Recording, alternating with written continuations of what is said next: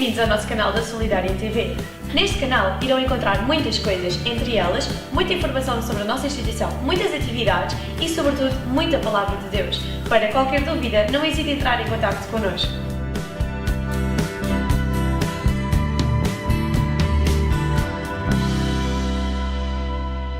Podemos sentar-nos e podemos abrir as nossas Bíblias no livro dos Atos e falando sobre a atenção. A palavra de Deus ensina-nos que nós não temos luta contra carne nem sangue, amém? E quero tratar de que vocês também tenham atenção, ok? E assim nós vamos transcorrer isto de uma forma mais simples. Senão contra principados e potestades. Assim que não vale a pena realmente andarmos a golpear ao ar, não vale a pena estarmos a pensar que na realidade todas as coisas que nos ocorrem de contrário sempre é culpa de alguém, ou sempre provavelmente acontecem porque alguém nos pregou uma partida, ou alguém tem desejos de mal para nós, mas devemos tomar atenção às coisas. É engraçado quando o Senhor Jesus envia os seus discípulos para a outra margem e ele fica a orar e no meio daquela pequena navegação, por assim dizer, levanta-se uma pequena tempestade e vêm como um fantasma que vinha, diz a palavra de Deus, que vêm como um fantasma que vinha a caminhar sobre as águas. Vêm como um fantasma, não é? E Pedro, sempre muito afoito com o seu carácter sanguíneo, colérico, diz, se és tu, Senhor, então diz que o Senhor mandou a Pedro que ele caminhasse sobre as águas. E Pedro sai da barca, coloca os pés sobre as águas e, na realidade, ele começou a caminhar sobre as águas. Mas no momento que a sua atenção foi retirada de Jesus Cristo e começou a centrar-se nas pequenas ondas, não seriam muito grandes, mas eram algumas ondas, e nos ventos, começou a afogar-se. E foi então aí que ele clamou. É engraçado como vemos tantas passagens que nos chamam a atenção, ou querem atrair-nos a atenção para aquilo que eu estou a falar convosco, que é nada mais, nada menos que a atenção. A atenção que nos é dispersa. Por exemplo, quando já falámos aqui várias vezes sobre a alimentação dos 15.000. Depois de Jesus lhes ter pregado a palavra e de que eles, na realidade, estavam ansiosos por ouvir a ministração de Jesus, diz a palavra do Senhor que eles tinham fome e os discípulos quiseram nos dispersar. E Jesus diz-lhes, e porquê é que não lhes dás vós de comer? E na realidade eles nunca tomaram tempo para ter em atenção que aquilo que eles necessitavam para lhes dar de comer estava ali. E ali encontrava-se aquele rapaz que tinha os pães e os peixes. Amém? Então, na realidade, eles não tomaram atenção. Eles tomaram atenção, na realidade, no seu objetivo, que era, não, manda-os para casa. Eles estavam preocupados em, bom, termina já com isto, porque nós o que queremos é que isto termine. Eles não tiveram em atenção que ali existia o alimento que iria promocionar, ou por assim dizer, ser a plataforma para o milagre que iria acontecer.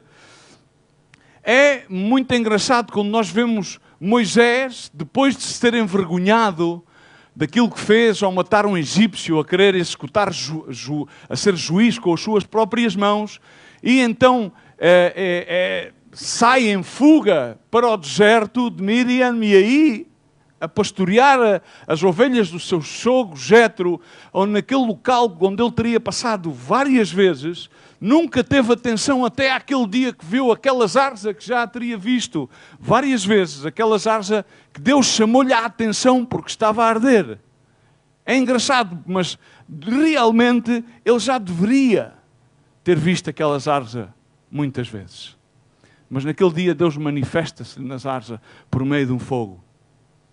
Mas só naquele dia é que ele notou, é que lhe foi chamado a atenção.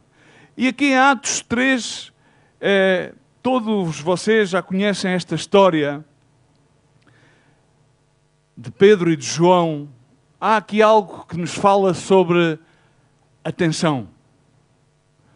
Atenção, e não só atenção, senão atenção, porque atenção vai sempre em conjunto com outra palavra que são como prioridades.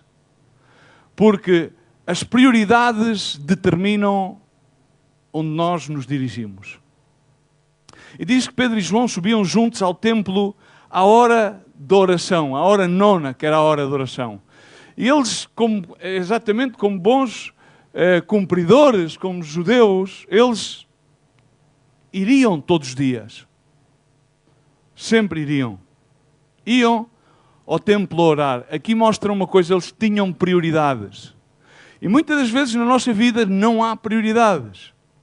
E aquilo que eu te quero dizer como um conselho que vem extraído da palavra de Deus, como primeiro ponto, é que temos que aprender a ter atenção às nossas prioridades. Queres saber qual é a direção da tua vida? Vê quais são as tuas prioridades. Queres saber qual é que vai ser o resultado da tua vida a largo prazo? Vê que atenção é que dás às prioridades. Um grande problema nas prioridades é quando as pessoas têm tudo como prioridade. Okay? Têm a família como prioridade, a diversão como prioridade, a internet como prioridade, a praia como prioridade. Tudo é prioridade. Então, quando tudo é prioridade, o que é que acontece? Termina que não existem prioridades. Bom dia? Quando tudo é prioridade, deixam de existir prioridades.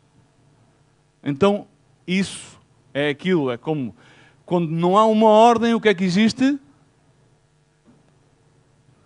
Caos. Desordem é uma palavra ordeira para aquilo que é chamado um caos. Ok? Às vezes temos que pensar quando é que nós tiramos um bocadinho de tempo para revermos as nossas prioridades.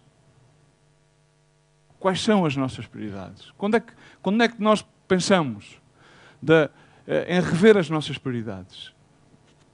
Em sermos honestos connosco mesmos e pôr-nos diante de Deus para rever quais são as nossas prioridades e pedir-lhes ao Senhor a ajuda para estabelecer ordem correta nas nossas prioridades. Porquê? Porque as nossas prioridades estabelecem a direção da nossa vida.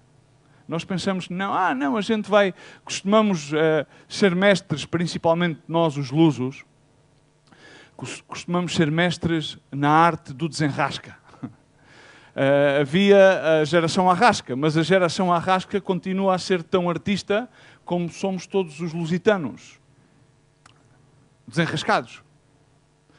E a arte do desenrasca significa não ter prioridades. A gente diz, amanhã já se vê. E isso é extremamente espiritual. No nosso ministério é um grande erro. E isso, inclusive, parece que se torna uma lei espiritual. Bom, a gente caminha por fé. Amanhã já se vê. Mas a fé diz que a fé é aquilo que nós... É o quê? É aquilo que nós não vemos, mas esperamos. Esperamos, temos a esperança. Então significa que nós já antevemos que vai... Então, o que é que isso nos leva a fazer? A ter uma prudência em preparar. Ok? Estamos aqui? Então, não, esta coisa da improvisação não é boa. Amém? Então, por isso é tão necessário estabelecer prioridades e terem atenção o estabelecimento dessas prioridades. Porquê? Porque hoje em dia, como sempre, mas cada vez mais, o mundo bombardeia-nos com muitas coisas. Coisas que todas elas parecem ser prioritárias. Não diz, não, você precisa descansar. Você vai ao médico e diz, olha, não, estou cansada. Não, você precisa tomar este comprimido, precisa descansar, precisa tirar... Não, isto é prioritário. Então tudo é prioritário. Bom dia? Alegria. Tudo é prioritário. E quando tudo se torna prioritário, o mundo começa a tentar estabelecer as nossas prioridades. Há prioridade para isto, há prioridade para aquilo, então acumula-se tudo numa prioridade. Então deixa de existir nas nossas vidas prioridades, porque quando tudo é uma prioridade, então é porque já não existem prioridades. Então aquilo que devia estar ordenado passa a ser um caos. Por exemplo, uma das coisas prioritárias, o que é? É ter sucesso. Vocês nunca ouviram falar na palavra sucesso? Nunca ouviram falar nessa palavra sucesso? Hoje em dia, aquilo que regra as pessoas como prioridade é ter sucesso. Torna as pessoas cegas. Sucesso, ser bem-sucedido. E isso é uma prioridade, porque se eu não sou bem-sucedido, porque se eu não sei o quê, eu no ministério, naquilo, no outro. Mas se nós formos ver a história de Jesus, de acordo aos parâmetros sociais, religiosos e políticos daquele então, Jesus foi mal-sucedido. Bom dia? Ele foi mal-sucedido. Ou seja, foi um caos. Inclusive, mataram-no. Estão cá? Então, parece que é um contrassenso. Os seus próprios seguidores traíram-no e abandonaram-no. Paulo foi mal-sucedido. Todos me abandonaram, amaram mais o mundo do que a mim. Começamos a ver aqui umas discrepâncias muito grandes. Então, quais são as prioridades? Obter coisas para as pessoas, não. Eu tenho que ter as mesmas coisas, não. Se ele tem, se o irmão tem, eu tenho que ter. Se ele tem aquilo, eu também tenho que ter aquilo. E isso passa a ser uma prioridade por cima de todas as coisas. E isso chama-se aquilo que está escrito na Bíblia e que não é só bíblico, senão também é de um parâmetro psicológico, que é a ansiedade que domina a alma das pessoas e fá-las cegas. E termina-nos a afastar o foco de Deus. Amém? Mas depois queremos adorná-lo, porque vimos à igreja, conhecemos algumas escrituras e conhecemos. Então, nós temos que chegar a um ponto de maturidade onde permitimos que o Senhor seja Ele, através das suas sagradas escrituras, a estabelecer as prioridades da nossa vida. Porque a palavra de Deus ensina-nos, pois que já diziam os discípulos, Senhor, onde iremos? Somente Tu tens palavras de vida eterna.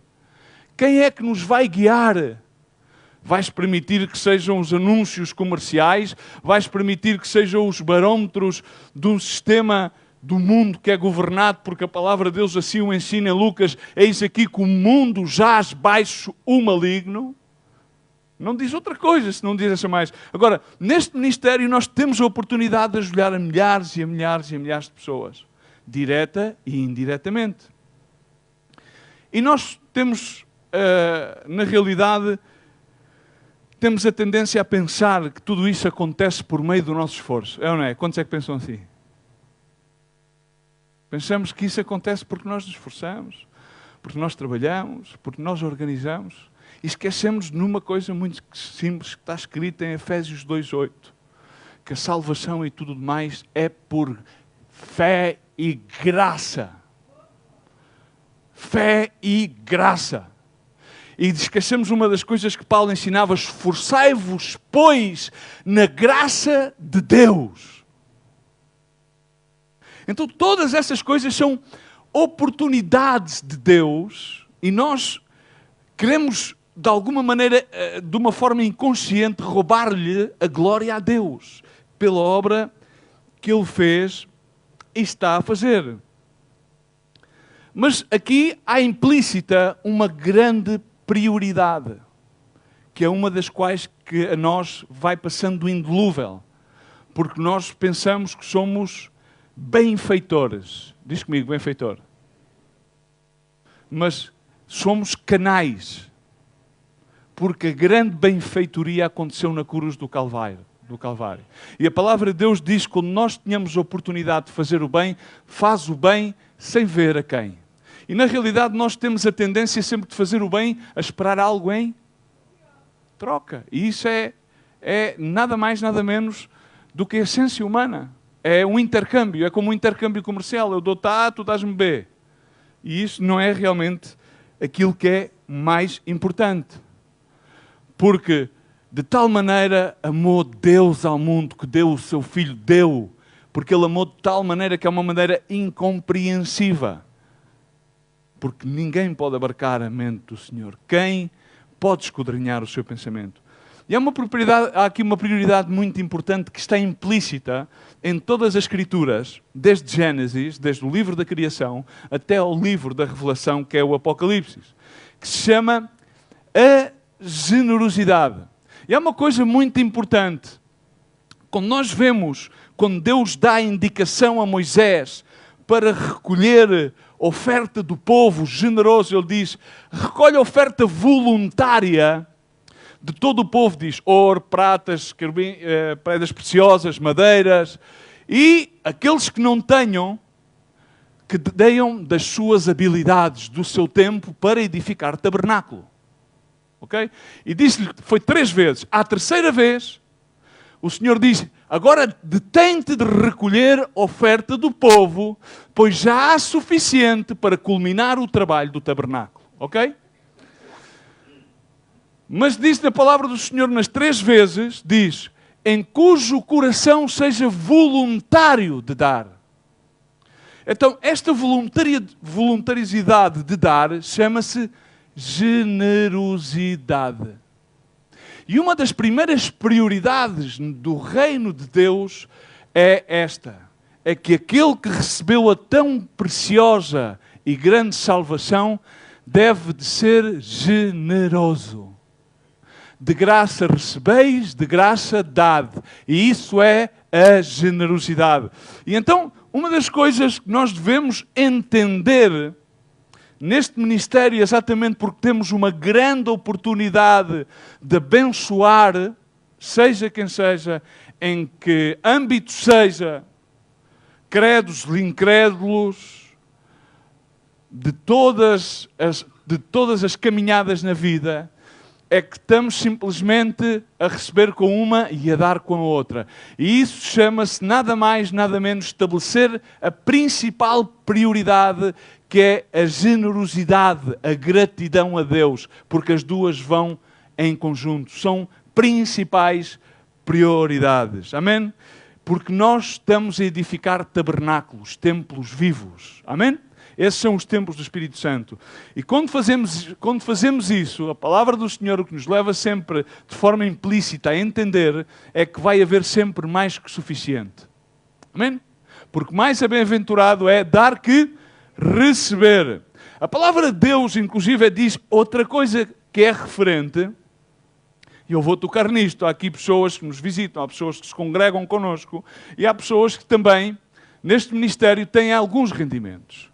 E que esquecem-se de uma regra, que é uma regra bíblica, que é a demonstração de uma prioridade, que é o dízimo. Bom dia? Estão cá? O que é que, quando uma pessoa oferta é algo que demonstra a generosidade? É uma prioridade essencial e que demonstra a gratidão. Agora, o dízimo é outra coisa completamente diferente. Diz o Senhor, provado e vede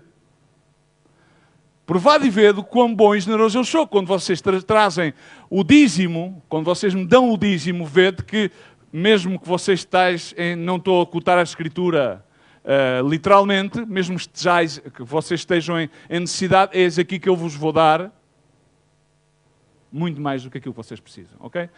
Agora, eu quero que vocês entendam uma coisa. É que nós, e grande parte dos pastores que aqui estão, nunca ensinam isto, que é uma coisa básica. É que o dízimo, aquele que dá,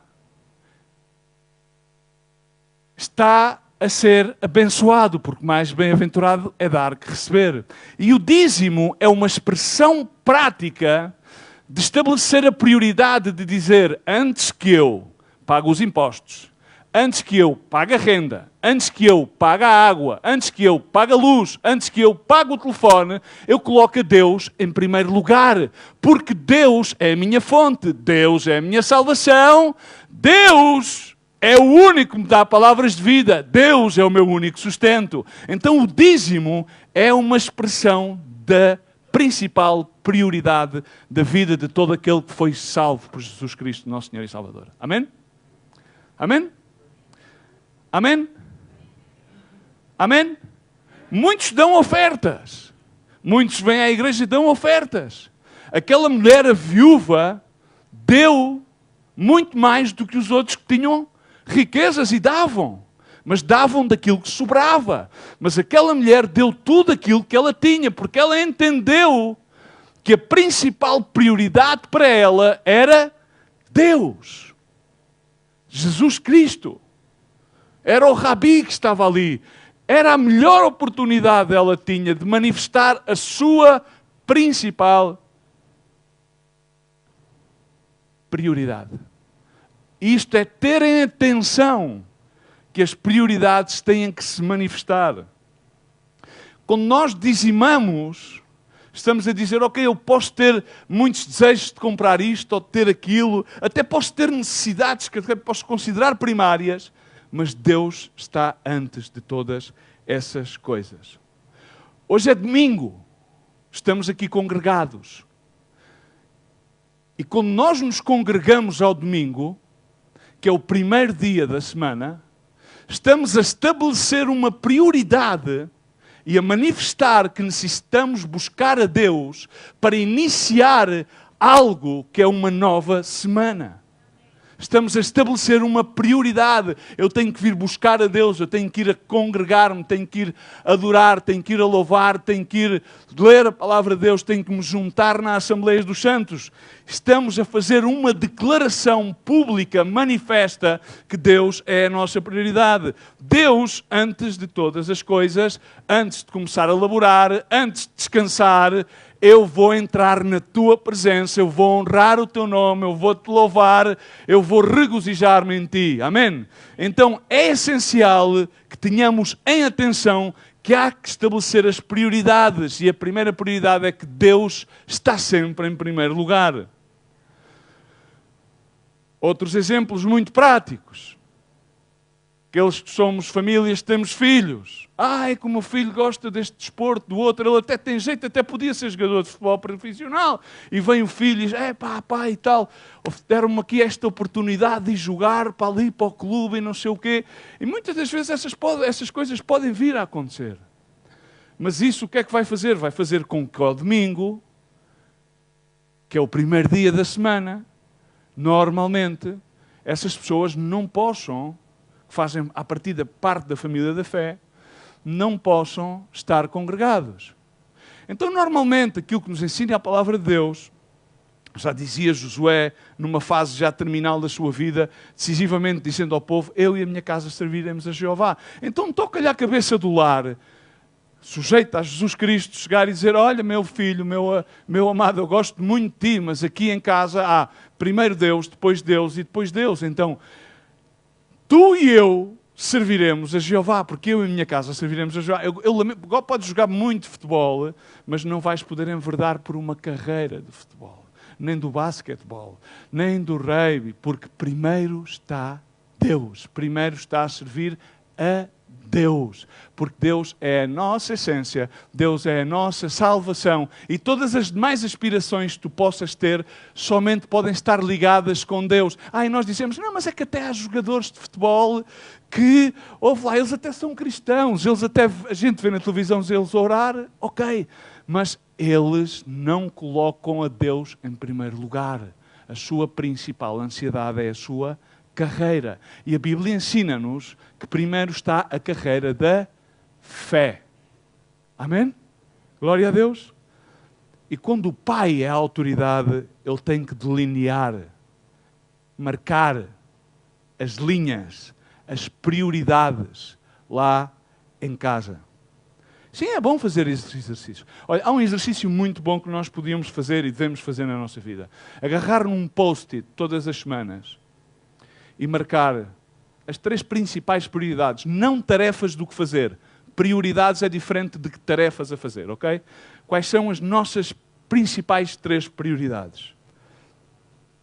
Simplesmente como um recordatório. Aí tu dizes, mas Luís, não leste o resto da Escritura? Já vamos ler. Toda a gente conhece esta Escritura, já vamos lê-la, para nós enquadrarmos depois aqui várias outras coisas, e eu prometo que não vou alargar no tempo. E sabes o que é que faz um post-it com 3 prioridades? É que nós vamos ter muitas coisas para fazer durante a semana. E nós normalmente chegamos ao fim da semana e terminamos por nunca concluir tudo aquilo que devemos fazer ou que gostaríamos de ter visto realizado. Mas se vemos essas 3 prioridades, pelo menos nunca vamos fugir às prioridades. Mas principalmente, essas 3 prioridades vão manifestar-nos daquilo que nós devemos fugir de deixar de fazer, que nos distraem daquilo que devemos fazer, de cumprir as prioridades. Não sei se me faço entender. Há muitas coisas que nós fazemos que nos levam a fugir dessas prioridades. E quando nós marcamos esse post-it, não é tanto por nós recordarmos as prioridades, mas mais bem por acentuar todas aquelas coisas que nos impedem de cumprir essa ordem de prioridades. Porque é muito, muito importante recordar-nos daquilo que não devemos fazer. É muito importante tomarem atenção àquilo que não devemos fazer. A prioridade de Pedro e João foi a prioridade de que eles fossem cumprir essa prioridade de ir a orar. Nós vimos buscar a Deus, vimos orar. E cumprir essa prioridade, porque essas prioridades determinam a direção das nossas vidas. E essas prioridades também são aquilo que permitem com que nós eliminemos distrações. Há muitas coisas que nos distraem. Porque Deus quer continuamente chamar-nos a atenção. Amém? Há muitas pessoas que pensam, não, Deus a mim chama-me a atenção quando eu estou aí sozinho com Ele, a ler a Bíblia, a orar. Deus está continuamente a chamar-te a atenção. E aqui vamos ver exatamente isso. Porque diz que, no verso 2, era trazido um varão que desde o ventre da sua mãe ele era coxo, o qual todos os dias punham à porta do templo, o qual era chamado Formoso ou Maravilhoso, dependendo das versões bíblicas, para pedir esmola àqueles que entravam ao templo a orar. Então eu quero que vocês entendam uma coisa, que Pedro e João não foram naquele dia ao templo. Eles iam quando? Todos os dias. Cumprir. Exatamente. Como bons judeus, eles iam, Pedro e João, cumprir. Iam sempre, àquela hora, orar. E aquele homem estava lá há quanto tempo? Desde sempre. Colocavam-no ali para ele pedir esmola. Então, quantos dias é que Pedro e João viram aquele coxo? Todos os dias, não é? Todos os dias. Foi ou não foi? Agora, foi essa prioridade que neste momento Deus utilizou para chamar a atenção de Pedro e João. Agora eu quero-vos chamar aqui uma atenção, tenham atenção àquilo que eu vou dizer, e vocês vão dizer, não, pastor, você está-se a contradizer. Aparentemente isto parecia ser uma distração. Como? Sim. Porquê? Porque Pedro e João, todos os dias, iam ao templo. Ok? E nunca tinham parado para dirigir uma palavra àquele homem. É verdade? Está lá na Escritura, estamos de acordo? Está escrito, relata a verdade, não é? Porque eles provavelmente consideravam uma distração. Está ali a pedir e o nosso objetivo é ir... O quê? Orar. Eles iam orar. O objetivo deles ia orar. Então, provavelmente, para eles, consideravam aquele homem uma distração. Então, temos visto até aqui que é bom determinar as prioridades e terem atenção a estas mesmas prioridades. E que temos que evitar certas e determinadas distrações. É exatamente... Agora, também temos que entender outra coisa. É que temos que terem atenção às distrações. Exatamente para não nos distrair. E por outra coisa. Porque Deus também usa as distrações para nos chamar a atenção. Bom dia. Deus também usa aquilo que nós consideramos distrações para nos chamar a atenção. E Deus usou aquilo que eles consideravam como uma distração, que eles passavam lá todos os dias para ir à hora nona, para cumprir o seu hábito de oração, de acordo àquilo que era estabelecido pela lei. Eles iam lá ao Templo Formosa. Aquele homem estava lá já há 40 anos, aproximadamente. E eles não paravam. E aquele homem pedia esmola. E eles tinham passado por ali um montão de vezes. E o que é que isto nos ensina? Quantas vezes na nossa vida nós passamos por oportunidades as quais Deus nos está a chamar a atenção, mas nós consideramos isso como situações inoportunas, como situações que nos vão roubar o foco do nosso objetivo. E então perdemos oportunidades nas quais Deus quer manifestar a nossa vida. Bom dia. Estão cá? Estão cá ou não estão? Existem grandes oportunidades naquilo que tu e eu muitas vezes consideramos inoportuno. Não, esta pessoa, isto é inoportuno. Não, eu tenho que ir ali. Não, o meu objetivo é cumprir isto. Eu tenho que cumprir aquele objetivo e agora estar a perder tempo a falar com este está aqui todos os dias, já falo depois. Então, muitas das vezes não entendemos que Deus está-nos a chamar a atenção com situações que nós consideramos inoportunas ou distrações para o nosso principal objetivo, que é ir cumprir com isto, quer ir cumprir com aquilo, quer ir cumprir com um agendamento que temos e que nós podemos considerá-los, podem ser coisas de trabalho, podem ser coisas ministeriais, podem ser coisas inclusive familiares, mas Deus chama-nos a atenção com algo que nós consideramos algo que nos vai roubar o foco, algo que nos vai roubar aquilo que devemos ir fazer. Amém? Por exemplo, estamos a orar, muitas vezes há pessoas que dizem não, é que os outros é que têm oportunidades para servir a Deus, eu não tenho, eu quero que Deus me use na vida das pessoas. E de repente estamos a fazer alguma coisa, de repente estamos a elaborar qualquer coisa, ou seja, há pessoas que estão a trabalhar no computador, há outro que está a fazer qualquer coisa com o carro, há outro que está no seu local de trabalho, e de repente vem uma pessoa, que pode ser até a Fernanda, que chega lá e começa, olha e tal, começa a estabelecer uma conversação, porque tem uma necessidade, não é? E o primeiro impacto que tu tens é normal, agora não tenho tempo, estou ocupado. Perdeste uma oportunidade que Deus está a chamar-te a atenção, porque tu consideraste aquilo inoportuno. Era inoportuno porque tu estavas a fazer qualquer coisa e aquela pessoa vinha-te distrair, vinha-te roubar o foco. Mas provavelmente aquela coisa que talvez fosse chata da Fernanda, ou da Lolita, ou do Paulinho, ou do Serginho, era uma oportunidade que Deus te estava a dar para que tu fosses usado para ser de bênção para aquela pessoa. Amém?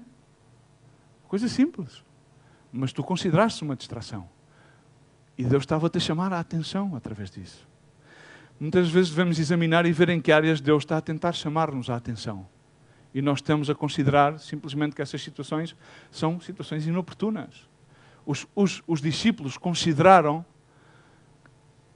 Senhor, despede já estes 15 mil, esta é muita gente que está aqui, eles estão cansados, manda-os comer.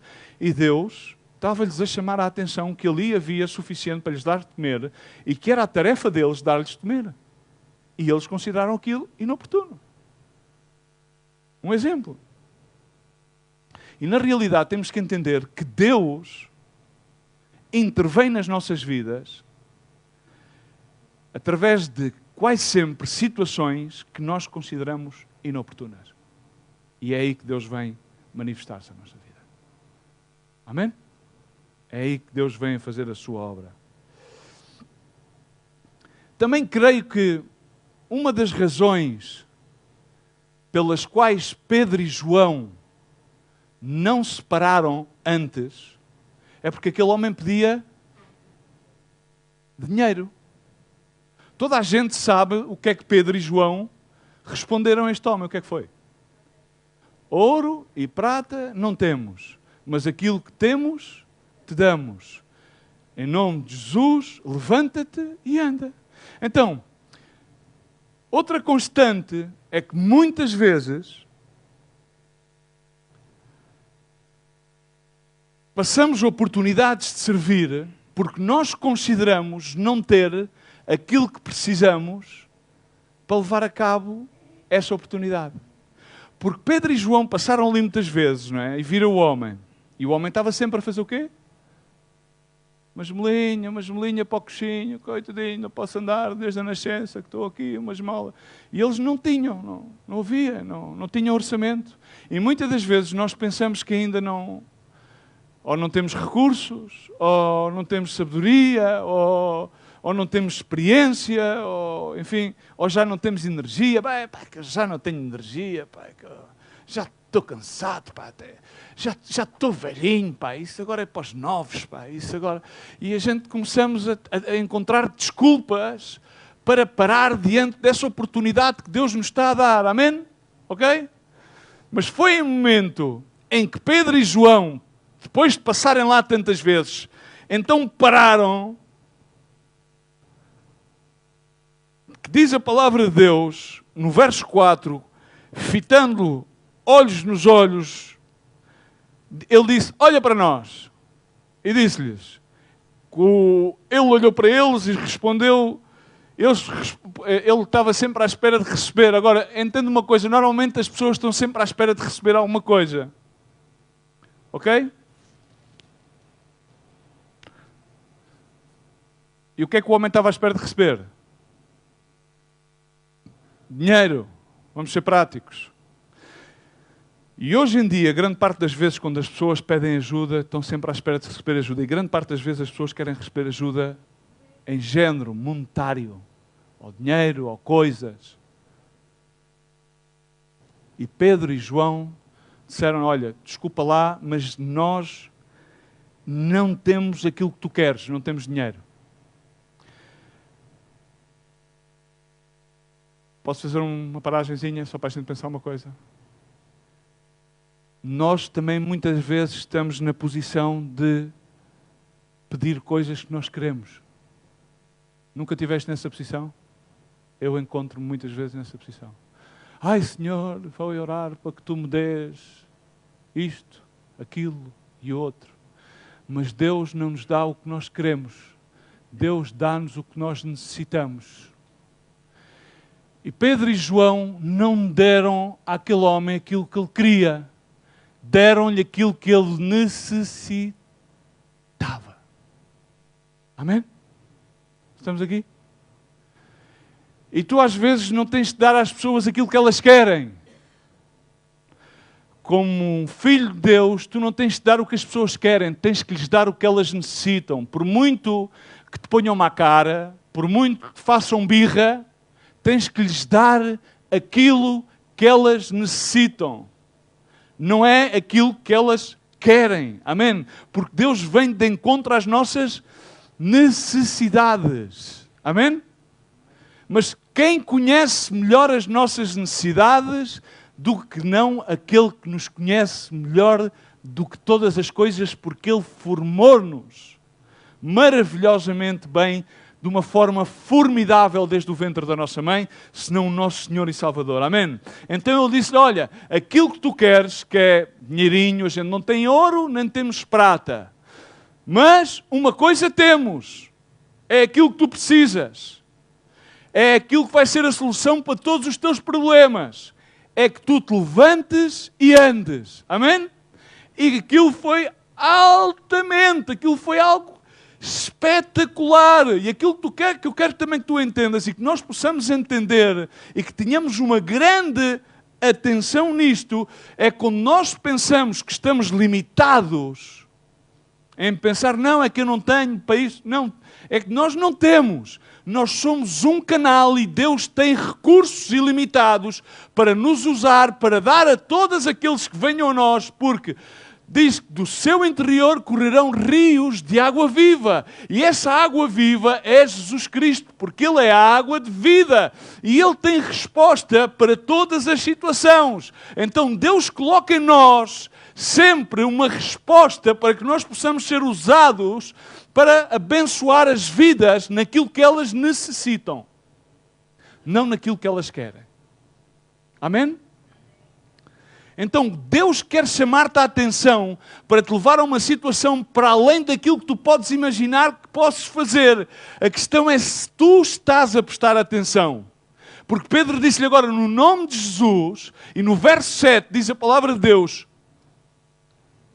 Não foi a palavra. Nós dizemos, não. A palavra tem poder. Amém? A palavra de fé. Quando Jesus disse a Pedro que depois de estarem toda a noite a pescar e não tinham nada, e Jesus disse, não, outra vez, entra porque agora vais pescar. E Pedro, bom, Senhor, e tal, rebateu porque ele era técnico da pesca e, bom, Jesus era carpinteiro, não é? E ele rebateu que não e coisa e tal, mas bom, vou na tua palavra. Mas o que é que isso significa vou na tua palavra? Significa que ele teve que voltar a entrar no barco e deitar as redes. Significa que a palavra de fé tem que ir acompanhada de uma ação. E termino com isto. Significa a fé tem que ter um movimento. Então, quando Pedro lhes dá a palavra, eu digo-te, levanta-te e anda. E o homem ficou a olhar para ele, levanta-te e anda. Espera lá, agora o que é que este tipo me está a dizer? Eu estou aqui desde nascença que não há maneira de andar. Sou coxo, têm que me trazer aqui para eu pedir esmola que é para ter mantimento. E a seguir levam-me para a minha casa outra vez. E este tipo agora vem-me dizer para eu me levantar. Este deve estar, mas é maluco, este tipo é de uma seita. Deve ser do Universal, ou deve ser da Mundial, ou deve ser da Transversal. E o que é que fez Pedro? Agarrou e deu-lhe a mão e tomou uma ação. Então aí diz que ele trêmulo começou a agarrar forças e levantou, verso 7, e tomando pela mão direita ele levantou e logo os seus pés e os seus artelhos se firmaram. Irmão, não basta com ter fé. A fé, a esperança e o amor são grandiosos e o maior de todos eles é o amor.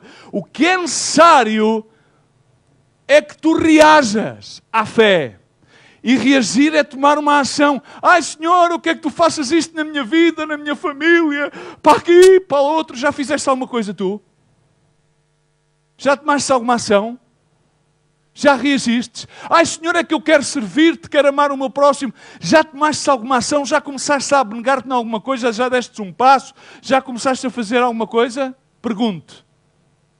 Porque a palavra de fé vai acompanhada de uma ação. Como podes dizer a algum irmão que está nu, vai, irmão, que a fé te acompanhe. Não, tens que, com a tua fé, tens que vesti-lo. Com a tua fé, àquele que tem fome, tens que dar-lhe de comer. Amém? Porque a fé vai acompanhada de uma ação. Porque a palavra de Deus diz que Ele colocou em nós um espírito de poder, de amor e de moderação. A palavra de Deus ensina-nos que Ele colocou em nós um espírito do querer e do fazer. Significa que quando nós tomamos a palavra e reagimos e pomos a palavra em ação, Ele já começou a operar um milagre. O milagre aqui já tinha acontecido e não ficou por aqui. Porque este milagre a seguir vem a cadeia. A seguir foi desencadeado, já tinha havido o avivamento, já houve o primeiro Pentecostes, em seguida continuou a haver. A seguir Pedro e João foram apresentados, foram detidos e foram presos. E começaram a acusá-los. E depois eles consideravam-nos que eram homens iliterados. E depois diz que aqueles que o acusavam, diz a palavra do Senhor no capítulo 4, que viram que eles tinham estado com Deus, com Jesus. E deixaram-nos ir, porque não tinham nada contra eles. Amém? Eles tinham estado com Deus. Havia uma experiência, havia algo vivo. Eu quero dizer, por exemplo, o Mar Vermelho só se abriu quando Moisés levantou o cetro. O Jordão só se abriu quando Josué pisou a água. A fé requer uma ação. A muralha de Jericó caiu. E foi quando? Quando tocaram as trompetas? Não, primeiro tiveram que lhe dar a volta 7 vezes. Requer sempre uma ação. A fé requer um movimento, requer uma ação. E a pergunta é, onde é que tu te diriges? Qual é que é o movimento da tua vida para pôr essa fé em ação? Irmão, eu quero servir. Irmão, então como é que tu vais servir? Onde é que tu colocas as tuas prioridades? Como é que tu colocas a tua atenção em ação? Porque a palavra por si mesma, sem ação e reação,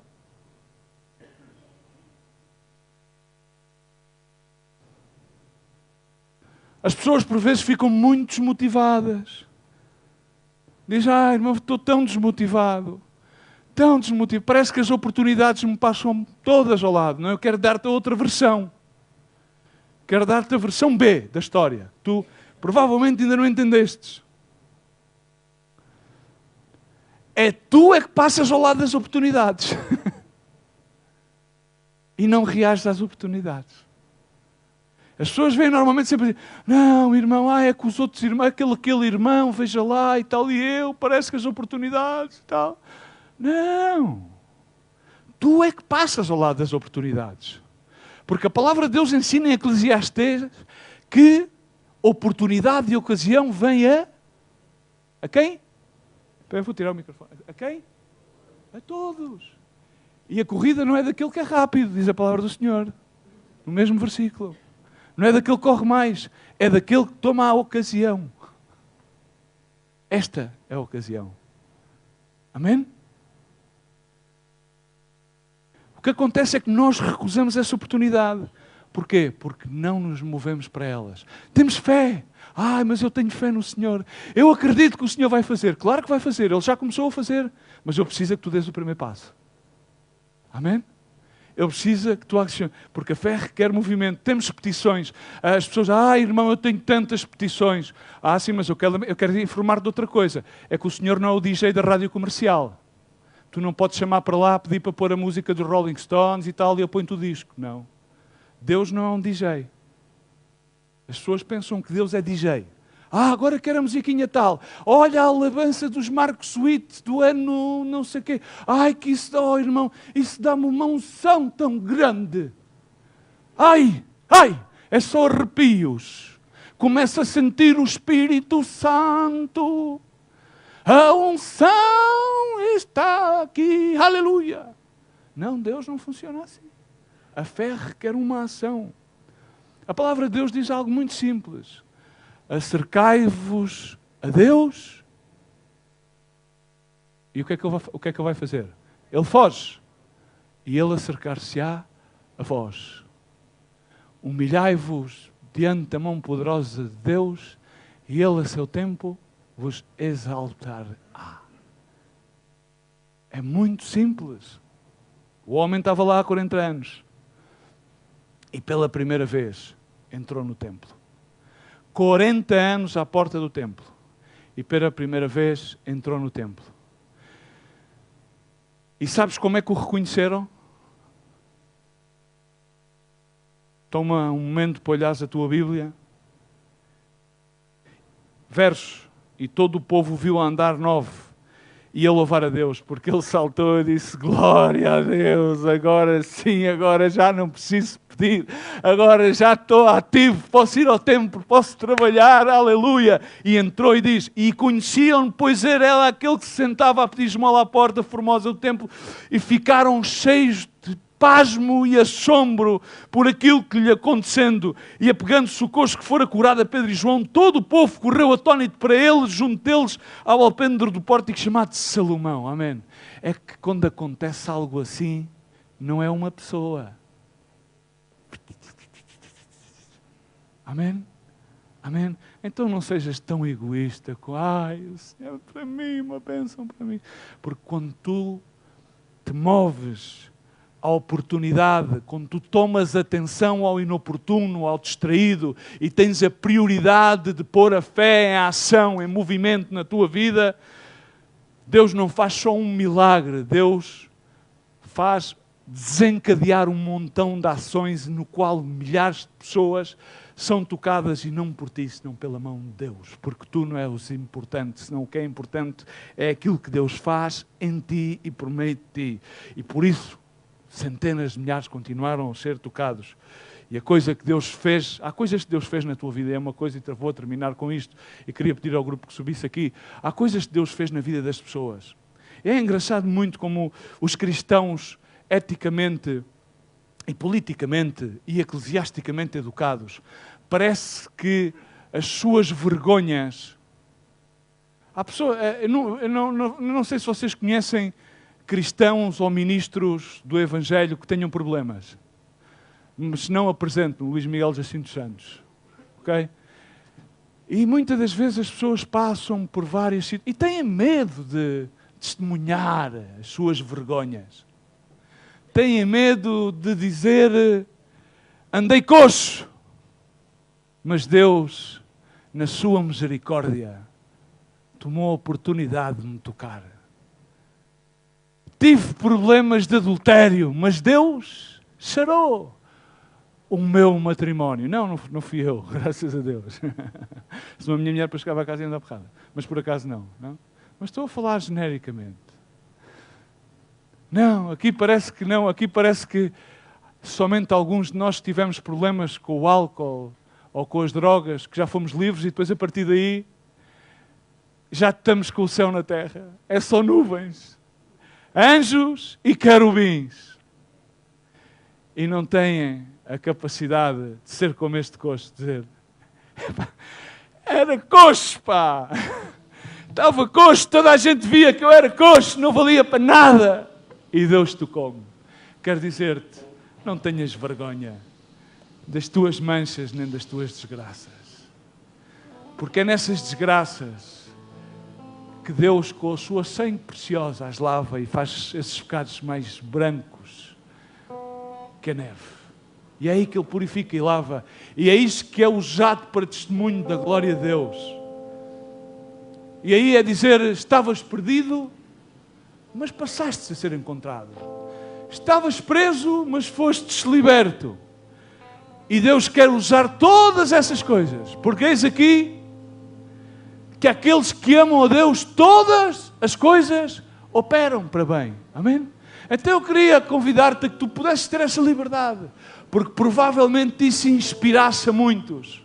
Inspirasse a muitos a serem libertos e a acercar-se ao Deus vivo, real, aquele que enviou o seu Filho unigênito à cruz do Calvário. E aí Ele entregou tudo por amor, para que tivéssemos nele toda a atenção. Porque com essa atenção na cruz do Calvário, essa sangue preciosa, é aquela que continua a lavar-nos, a justificar-nos e a santificar-nos. Porque nós, por nós mesmos, nada somos, nem nada merecemos. Mas na sua eterna misericórdia e graça, Ele continua a abraçar-nos e continua a fazer-nos dignos. Somente que tenhamos em atenção esse tão precioso amor, esse tão grandioso amor, e não lamentemos as nossas misérias, senão coloquemos as nossas coroas nesse altar da graça e glorifiquemos ao Deus vivo nesta manhã. Quero convidar-te nesta manhã que tu te coloques aí em pé onde estás e possas rever as tuas prioridades. Feches os teus olhos por um só momento. Num só momento fecha os teus olhos. E se nesta manhã tu queres renovar a aliança com o teu Senhor e Salvador, e se nesta manhã provavelmente tu ainda não aceitaste Jesus Cristo como aquele que é o único Deus, o único Salvador, foi aquele que foi à cruz por amor a ti. Sim, por amor a ti. É aquele que não toma em conta as tuas misérias, os teus pecados. É aquele que olha para ti com olhos de amor. Não faz acepção de pessoas, não tem preconceitos nem prejuízos. Ele continua sempre com os braços abertos, à espera de que tu deixes de parte tudo aquilo que possa significar coxez, pecado, lepra, e possas correr para Ele de braços abertos, como aquele filho pródigo que voltou à casa do Pai, porque Ele é um Deus que te aceita tal qual como tu és, para que Ele te transforme tal qual como Ele é. Assim que nesta manhã, se tu queres renovar essa aliança com o Senhor teu Deus, teu Pai, teu Salvador, ou se tu queres aceitar e fazer como teu Senhor, eu quero convidar-te a que tu ponhas a tua mão esquerda no teu coração e levantes a tua mão direita aos céus e possamos orar hoje juntos, porque há grande alegria nos céus quando há alianças feitas com Deus Pai. Há grande alegria nos céus quando um pecador se arrepende muito mais do que quando 99 juntos a ser com Ele. Assim, Pai, nesta manhã, no nome de Jesus, glorificamos o Teu nome que é sobre todos os nomes, Senhor. Aqui nesta manhã, Senhor, a glória e honra é dada ao Teu nome, Jesus. Porque, Senhor, Tu, até mesmo nas situações mais inoportunas, Senhor, mais caóticas das nossas vidas, Tu nos chamas a atenção, Senhor. Tu nos levas, Senhor, a meditar, Senhor, e a recalcular e ver quais são as verdadeiras prioridades que há em Ti. Tu és a nossa única e primeira oportunidade nas nossas vidas. Senhor, e estamos agradecidos a Ti, Senhor. Queremos ser generosos para contigo, Senhor. Queremos estar dispostos a servir-te, Senhor. Não queremos deixar que as oportunidades nos passem, mas queremos correr e reagir, Senhor, mediante a Tua palavra de fé para essas oportunidades, meu Deus. Senhor, no nome de Jesus, este é o primeiro dia, Senhor, do resto das nossas vidas. Essas vidas que Tu compraste com sangue precioso, que Tu remistes com a Tua sangue preciosa derramada na cruz do Calvário. Por isso, nesta manhã, Senhor, louvamos o Teu nome. Por isso, nesta manhã, a Ti rendemos honra e glória, porque Tu és o nosso Deus. Tu és o nosso Salvador. Tu és sobre todas as coisas. Tu fizeste todas as coisas e em Ti todas as coisas subsistem. Não há palavras, Senhor, para expressar a gratidão daquilo que Tu fizeste, estás a fazer, e muito mais e grandiosas coisas farás nas nossas vidas. Obrigado, Senhor. Obrigado, Jesus. Tu és o nosso Rei, nosso Senhor e Salvador. Dá um aplauso ao Senhor e louva o Seu nome nesta manhã, Pai, no nome de Jesus.